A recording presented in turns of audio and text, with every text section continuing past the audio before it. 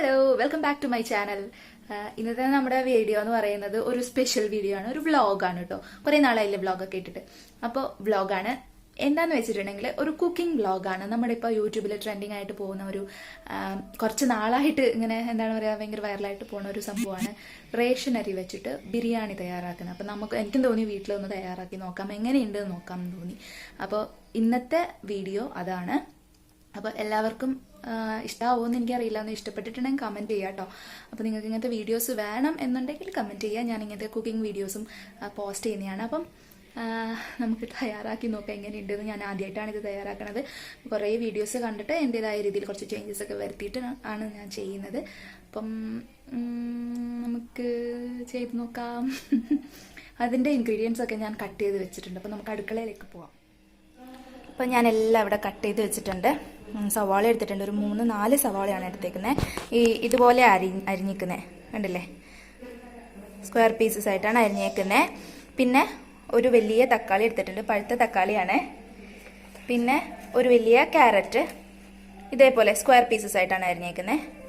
പിന്നെ എടുത്തേക്കുന്നത് ഇത് ഞാൻ മിക്സിയിൽ ഒന്ന് അരച്ചെടുത്തതാണ്, ഇഞ്ചിയും വെളുത്തുള്ളി. ഒരു വലിയ കഷ്ണം ഇഞ്ചിയും വെളുത്തുള്ളി, ഒരു 10ഓളം അല്ലി വെളുത്തുള്ളി എടുക്കണം.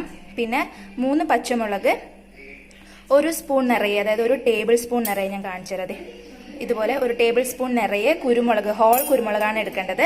പിന്നെ ഒരു ടീസ്പൂൺ നിറയെ പെരിഞ്ജീരകം. ഇത്രയും ആഡ് ചെയ്തിട്ട് മിക്സിയിൽ ഇട്ട് നന്നായിട്ട് ക്രഷ് ചെയ്തെടുത്തിയാണത്. കണ്ടില്ലേ, ഈ ഒരു പരുവത്തിലാണ് കിട്ടുന്നത് കേട്ടോ. എനിക്ക് ഇഞ്ചി ഇച്ചിരി കുറവായിരുന്നു, എന്നാലും കുഴപ്പമില്ല, അത്യാവശ്യം മതി. ഒരു ചെറിയ ഇഞ്ചിയാണ് എടുത്തേക്കുന്നത് ഞാൻ, പക്ഷേ നിങ്ങൾ വലിയ ഇഞ്ചി ഉണ്ടെങ്കിൽ വലിയ ഇഞ്ചി എടുത്തോളൂ കേട്ടോ. അപ്പോൾ ഇത്രയും ഇൻഗ്രീഡിയൻസ് ആണ്, കണ്ടില്ലേ, ഇത്രയും ഇൻഗ്രീഡിയൻസ് ആണ് ഞാൻ എടുത്തേക്കുന്നത്. പിന്നെ നമ്മുടെ മെയിൻ ഇൻഗ്രീഡിയൻ്റ് ആയിട്ടുള്ള അരി ഇതേ കണ്ടില്ലേ, വെള്ളത്തിലിരുന്ന് കുതിരിയാണ് ആള്. സത്യം പറഞ്ഞിട്ടുണ്ടെങ്കിൽ എനിക്ക് വിശ്വസിക്കാൻ പറ്റിയിട്ടുണ്ടായിരുന്നില്ല ഇതുപോലെ എങ്ങനെ ഉണ്ടാക്കാൻ പറ്റും എന്നുള്ളത്. നല്ല ബിരിയാണി അരി വെച്ചിട്ടല്ലാണ്ട് ഈ റേഷൻ അരി വെച്ചിട്ട് നമുക്ക് ഇങ്ങനെ ഉണ്ടാക്കാൻ പറ്റും എന്നുള്ളത്. അപ്പോൾ ഇതെന്ന് വെച്ചിട്ടുണ്ടെങ്കിൽ ഞാൻ 5 പേർക്കുള്ള അരി എടുത്തിട്ടുണ്ട്. 5 പേർക്കുള്ള അരി 3 ഗ്ലാസോളം അരി എടുത്തിട്ടുണ്ട്. 3 ഗ്ലാസ് കറക്റ്റ് ഇല്ല കേട്ടോ. അപ്പം ഇത് നമുക്ക് വെള്ളത്തിൻ്റെ അളവൊന്നും പ്രശ്നമില്ല, നമ്മളിത് വേവിച്ചിട്ട് ഊറ്റിയെടുക്കുകയാണ് ചെയ്യുന്നത്. അതുകൊണ്ട് വെള്ളം കളഞ്ഞിട്ടാണ് എടുക്കുന്നത്. അതുകൊണ്ട് വെള്ളത്തിൻ്റെ പ്രശ്നം വരില്ല, എത്ര വെള്ളം ആഡ് ചെയ്താലും പ്രശ്നമില്ല. ഇത് ഞാൻ നന്നായിട്ട് കഴുകി പിന്നെ കുറച്ച് വെള്ളത്തിൽ കുതിർത്ത് വെച്ചേക്കുന്നതാണ്. 1/2 മണിക്കൂറായി കുതിർത്ത് വെച്ചിട്ട്, എന്നിട്ട് വേണം നമ്മൾ ചെയ്യാനായിട്ട്. പിന്നെ ഇതിൽ പറയാനുള്ളത്, റേഷനരി എന്ന് പറയുമ്പോൾ അതിൽ നെല്ലുണ്ടാവും, പിന്നെ കല്ലുണ്ടാവും, എല്ലാം ഉണ്ടാവും. അപ്പോൾ ആ നെല്ലും കല്ലും കാര്യങ്ങളൊക്കെ കളഞ്ഞതിന് ശേഷം വേണം നമ്മളിത് ഉപയോഗിക്കാനായിട്ട് കേട്ടോ. അപ്പോൾ അത്രയേ ഉള്ളൂ ഇൻഗ്രീഡിയൻസ് എന്ന് പറയുന്നത്. പിന്നെ പൊടികളും കാര്യങ്ങളൊക്കെ ഉണ്ട്, അതൊക്കെ ഞാൻ കുക്ക് ചെയ്യുന്ന സമയത്ത് പറയാം കേട്ടോ. അപ്പോൾ ശരി.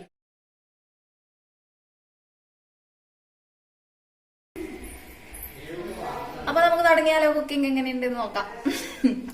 എന്തായാലും ഇത് ആദ്യമായിട്ടാണ് ഇങ്ങനെയൊക്കെ ചെയ്യുന്നത്. അപ്പം ഞാൻ ഇതുപോലൊരു പാത്രത്തിലാണ് വഴട്ടുകയും ഒക്കെ ചെയ്യുന്നത്. പിന്നെ അരി വേവിക്കുന്നത് വേറൊരു പാത്രത്തിലാണ്. അപ്പൊ നമുക്ക് ആദ്യം തന്നെ ഇത് അടുപ്പത്ത് വെച്ചിട്ട് തുടങ്ങാം, ശരിയായിട്ട് തുടങ്ങാം.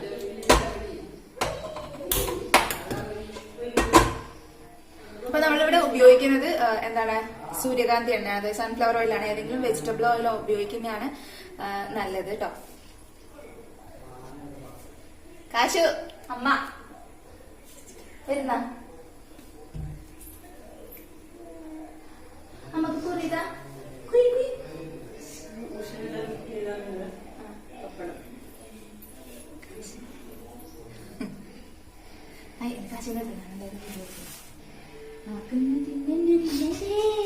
അപ്പൊ നമ്മള് സൺഫ്ലവർ ഓയിൽ ഇതിലേക്ക് ആഡ് ചെയ്യാം. ഒരു 2 ടേബിൾ സ്പൂൺ സൺഫ്ലവർ ഓയിലാണ് കേട്ടോ ഒഴിക്കുന്നത്. ബിരിയാണിയൊക്കെ വെക്കുമ്പോൾ എണ്ണ കുറച്ച് കൂടുതൽ വേണം, എല്ലാം വഴറ്റ് നന്നായിട്ട് വരാൻ വേണ്ടിയിട്ട്. ഇതിലേക്ക് പോവാം നമുക്ക്. സൺഫ്ലവർ ഓയിൽ ആഡ് ചെയ്തിട്ടുണ്ട്. ഇനി നമുക്ക് ഇതിലേക്ക് സവോള ഇടാം.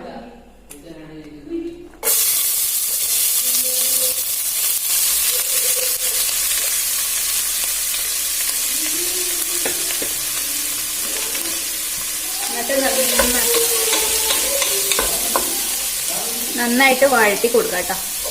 നല്ലോണം വഴറ്റിയെടുക്കണത്. ഞാനിപ്പോൾ ഇവിടെ സ്ക്വയർ പീസസ് ആയിട്ടാണ് കട്ട് ചെയ്തത്. ഇങ്ങനെ വേണമെന്നുണ്ടെങ്കിൽ കട്ട് ചെയ്യാം കേട്ടോ. നന്നായിട്ട് വഴന്ന് ഇരിക്കാൻ മതി, യാതൊരു പ്രശ്നമില്ല. ഏത് രീതിയിൽ നമുക്ക് കട്ട് ചെയ്യാം.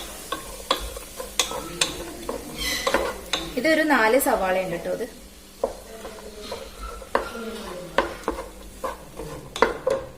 ഫ്ലെയിം ഞാനിപ്പോ ഹൈ ആക്കുകയാണ്. ഇനി ഇതിലേക്ക് കുറച്ച് ഉപ്പിട്ട് കൊടുക്കാം, ഒന്ന് നന്നായിട്ട് വഴന്ന് കിട്ടാൻ വേണ്ടിയിട്ടാണ് കേട്ടോ. ഇത്രയും ഉപ്പിട്ട് കൊടുത്തിട്ടുണ്ട്. ഒരുപാട് ഉപ്പാവരുത്, നമ്മൾ റൈസിലേക്കും ഉപ്പിടുന്നതാണ്.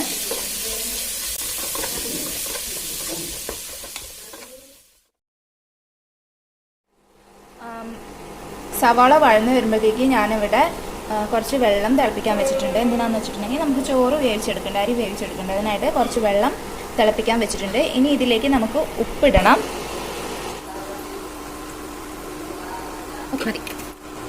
പിന്നെ ഇതിലേക്ക് ആഡ് ചെയ്യേണ്ടത് കുറച്ച് എണ്ണയാണ്. കുറച്ച് എണ്ണ ഞാൻ ആഡ് ചെയ്ത് കൊടുത്തിട്ടുണ്ട്. ഇത്ര ആഡ് ചെയ്യുന്നത് എന്തിനാന്ന് വെച്ചിട്ടുണ്ടെങ്കിൽ അരിയൊന്നും സ്റ്റിക്ക് ചെയ്ത് നിൽക്കാതിരിക്കാൻ വേണ്ടിയിട്ടാണ് നമ്മൾ ഈ എണ്ണ ആഡ് ചെയ്ത് കൊടുക്കുന്നത്. എണ്ണ സൺഫ്ലവർ ഓയിൽ തന്നെയാണ് കേട്ടോ. ഇനി നമ്മൾ ആഡ് ചെയ്യേണ്ടത് കുറച്ച് സ്പൈസസ് ഒക്കെ ഉണ്ടെങ്കിൽ ആഡ് ചെയ്ത് കൊടുക്കാം. അമ്പു, പട്ട, അങ്ങനെയുള്ള കാര്യങ്ങളൊക്കെ. ഏലക്ക ഇല്ല കേട്ടോ, അതുകൊണ്ട് ഞാൻ ഏലക്ക ആഡ് ചെയ്യുന്നില്ല. ഏലക്ക കഴിഞ്ഞു പോയി. ബിരിയാണി സ്പൈസസ് ഒക്കെ ഇല്ലേ, ഇതേ ഈ സംഭവങ്ങളൊക്കെയാണ് ഞാൻ ആഡ് ചെയ്ത് കൊടുക്കുന്നത് കേട്ടോ. കുറച്ച് ആഡ് ചെയ്ത് കൊടുത്തിട്ടുണ്ട്. ഏലക്ക ഉണ്ടെങ്കിൽ ഏലക്കയും കൂടെ ആഡ് ചെയ്ത് കൊടുത്തോളൂ കേട്ടോ. ഇനി നമ്മൾ ആഡ് ചെയ്ത് കൊടുക്കേണ്ടത് ചെറുനാരങ്ങയുടെ നീരാണ്. ഒരു ചെറുനാരങ്ങയുടെ നീര് പിഴിഞ്ഞൊഴിക്കുകയാണ് കേട്ടോ. ഇതിലേക്ക് ഡയറക്റ്റ് ഒഴിക്കുകയാണ് ചെയ്യുന്നത്. ഏകദേശം 1 ടേബിൾ സ്പൂണോളം വരും കേട്ടോ.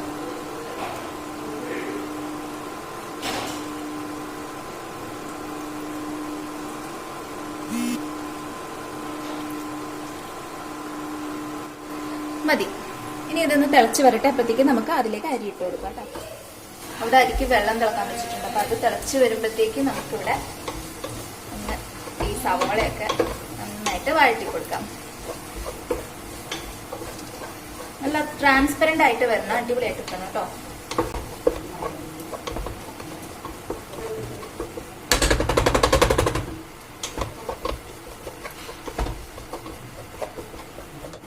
ഞാൻ കഴിഞ്ഞ തവണ അപ്ലോഡ് ചെയ്ത വീഡിയോ എല്ലാവരും കണ്ടിരുന്നോ? മഴക്കാലമാണ്, മഴ പെയ്യാൻ തുടങ്ങി നന്നായിട്ട്. അപ്പം എന്താണ്, മുടിയൊക്കെ നന്നായിട്ട് സംരക്ഷിച്ചേ പറ്റുള്ളൂ, അല്ലെങ്കിൽ നല്ല എന്താ പറയുക, നല്ല ഫ്രിസിയായിട്ട് മാറും. എല്ലാവരും അതൊക്കെ ഒന്ന് കണ്ട് അതുപോലൊക്കെ ഒന്ന് ഫോളോ ചെയ്യട്ടോ. നല്ല എഫക്റ്റീവാണ്. മുടിക്ക് ഒരു കേടും വരാതെ നമ്മുടെ മുടി നല്ല രീതിയിൽ നോക്കും അങ്ങനെയൊക്കെ ചെയ്തിട്ടുണ്ടെങ്കിൽ. ഓക്കെ, ഏകദേശം വഴന്ന് വന്നിട്ടുണ്ട് കേട്ടോ. അപ്പൊ നമുക്ക് ഇനി ഇതിലേക്ക് ഇതെന്താണ്, ക്യാരറ്റ് ഒരു ക്യാരറ്റ് നിറയുന്നുണ്ട് കേട്ടോ. ഇത് നമുക്ക് ആഡ് ചെയ്ത് കൊടുക്കാം.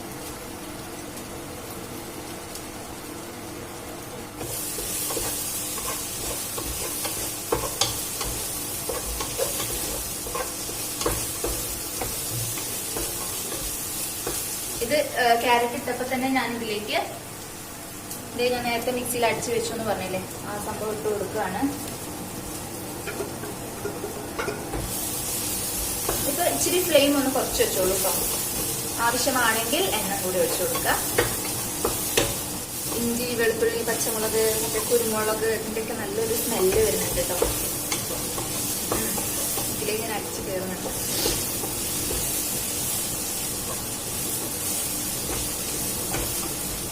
അത് വെള്ളം തിളച്ചു വരുന്നുണ്ട്. നമുക്ക് അരി ഇട്ട് കൊടുക്കണം അതിലേക്ക്.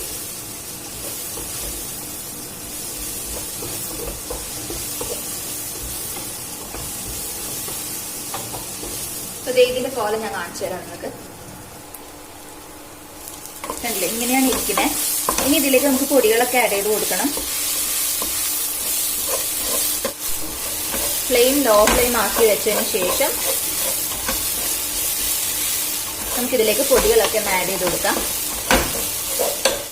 ഒരു 1/4 ടീസ്പൂൺ മഞ്ഞൾപ്പൊടി ആഡ് ചെയ്ത് കൊടുക്കുക. അരല്ല 3/4 ടീസ്പൂണോളം മുളക് പൊടി ഇട്ട് കൊടുത്തിട്ടുണ്ട്. ഇതൊന്നും കൂടരുത്. ഇനി ഞാൻ ഇതിലേക്ക് ആഡ് ചെയ്ത് കൊടുക്കാൻ പോണത് ഗരം മസാലയാണ്. ഗരം മസാല കുറച്ച് അധികം ഇടണം കേട്ടോ. 1 ടീസ്പൂൺ നിറയെ ഇട്ടു. കുറച്ചും കൂടി വേണം ഇടാം. 1.5 ടീസ്പൂൺ ഗരം മസാല ഇട്ടു.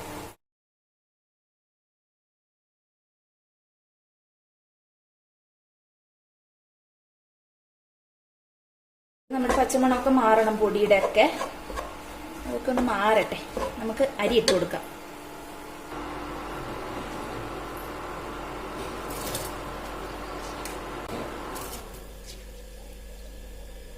അപ്പൊ ഞാൻ നല്ല അരി ആഡ് ചെയ്ത് കൊടുത്തിട്ടുണ്ട്. നന്നായിട്ടൊന്ന് മിക്സ് ചെയ്ത് കൊടുക്കാം കേട്ടോ. എന്നിട്ട് ഇതൊന്ന് വേവട്ടെ. നമ്മുടെ പൊടികളുടെ പച്ചമണമൊക്കെ മാറിയിട്ടുണ്ട്. ഇനി നമുക്ക് അരിഞ്ഞു വെച്ചിരിക്കുന്ന ഈ സംഭവം ആഡ് ചെയ്ത് കൊടുക്കാം കേട്ടോ. ഒരു വലിയ തക്കാളിയാണ് ആഡ് ചെയ്ത് കൊടുത്തേക്കണേ.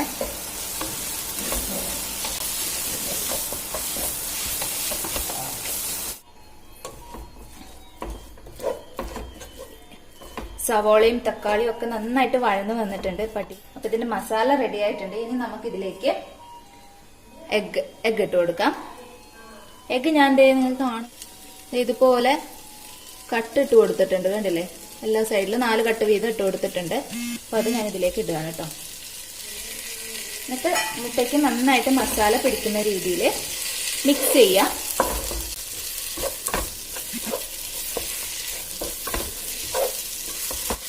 നല്ലതുപോലെ മിക്സ് ചെയ്തിട്ടുണ്ട്. ഇനി നമുക്കിതിലേക്ക് വേവിച്ച് വെച്ചിരിക്കുന്ന അരി ഇട്ട് കൊടുക്കാം. അരി പെട്ടെന്ന് വേവിട്ടോ. അത് ജസ്റ്റ് ഒന്ന് ചെറുതായിട്ട് വെന്തു എന്ന് തോന്നുമ്പോൾ തന്നെ അത് വാർന്ന് വെക്കുക. അപ്പൊ നമുക്കിതിലേക്ക് അരി ഇട്ട് കൊടുക്കാം. കണ്ടില്ലേ, അരി റെഡിയാക്കി വെച്ചിട്ടുണ്ട്. ഇത് പെട്ടെന്ന് വേവുന്നൊരു അരിയാണ് കേട്ടോ, അതുകൊണ്ട് സൂക്ഷിച്ചൊക്കെ ചെയ്യാം. ഇനി നമുക്കിതിലേക്ക് അരി ഇട്ട് കൊടുക്കാം.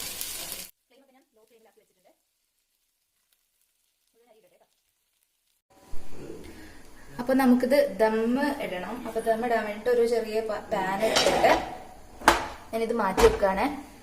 ചെറിയ പാൻ എടുത്തിട്ട് പാനിന്റെ മുകളിലേക്ക് ഞാൻ ഈ പാത്രം വെക്കുകയാണ്. എന്നിട്ട് നന്നായിട്ട് അടച്ചു വെക്കണം.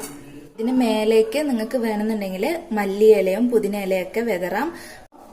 ഒരു 2 ടേബിൾ സ്പൂണോളം നെയ്യ് ഒഴിക്കുക. ഇത് ഞാൻ ഇങ്ങനെ തന്നെ ഒഴിക്കുകയാണ്. അപ്പൊ ഇതിലേക്ക് ഞാൻ അല്പം നെയ്യ് ഒഴിച്ചിട്ടുണ്ടായിരുന്നു. ഒരു 2 ടേബിൾ സ്പൂണിനടുത്ത് നെയ്യ് ഒഴിച്ചിട്ടുണ്ടായിരുന്നു. നിങ്ങൾക്ക് ആവശ്യത്തിനനുസരിച്ച് നെയ്യ് ഒഴിക്കാം. പിന്നെ മല്ലിയിലയും പുതിന ഇലയും ഉണ്ടെങ്കിൽ അതും കൂടി നിങ്ങൾ കട്ട് ചെയ്ത് വിതറി കൊടുക്കുക. ആവശ്യമുള്ളവർ ചെയ്താൽ മതി. ഇവിടെ മല്ലിയില തീർന്നു പോയി, അതുകൊണ്ട് ഞാനിത് ഒഴിവാക്കുകയാണ്. അപ്പം നമുക്കിത് അടച്ചു വെച്ച് ദം വെക്കാം. ഓക്കെ, ഇത് ക്ലോസ് ആണോ എന്നുള്ളത് ഉറപ്പ് വരുത്താം കേട്ടോ. ഓക്കെ, ക്ലോസ് ആണ്. അപ്പോൾ നമുക്ക് അടച്ചു വെച്ച് ഒരു 10 മിനിറ്റ് ദം ചെയ്യാം. അപ്പോൾ നമ്മുടെ ബിരിയാണി റെഡി ആയിട്ടുണ്ട്. ദം ചെയ്തെടുത്തത് നമുക്ക് നോക്കാം ഒന്ന്. ഇതിനെ നമുക്ക് നന്നായിട്ടൊന്ന് മിക്സ് ചെയ്തെടുക്കണം.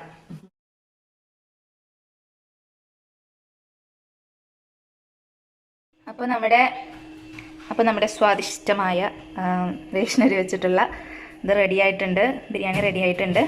എഗ് ബിരിയാണിയാണ്. കണ്ടില്ലേ, നല്ല ടേസ്റ്റി ആണെന്ന് തോന്നുന്നു. എനിക്ക് നല്ല സ്മെല്ലുണ്ട്, നല്ല മണമുണ്ട്.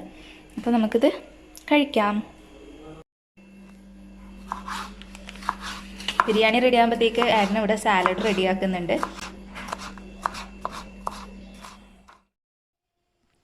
അപ്പോൾ നമ്മുടെ ഫുഡ് അടിയൊക്കെ കഴിഞ്ഞു, എല്ലാം സെറ്റായി. എല്ലാവർക്കും ഇഷ്ടമായി. ഇച്ചിരി എരിവ് കൂടുതലാണെന്ന് പറഞ്ഞു. അപ്പോൾ നിങ്ങളതൊന്ന് ശ്രദ്ധിക്കുക. 2-3 പച്ചമുളക് ഞാൻ പറഞ്ഞതിൻ്റെ ക്വാണ്ടിറ്റി നിങ്ങളൊന്ന് കുറയ്ക്കുക. അപ്പോൾ ബാക്കിയൊക്കെ സെറ്റാണ്, അടിപൊളിയാണ്. നമ്മൾ നോർമലി കഴിക്കുന്ന ബിരിയാണിയുടെ അതേ ടേസ്റ്റ് തന്നെയാണ്. അരിയുടെ വ്യത്യാസം മാത്രമേ ഉള്ളൂ.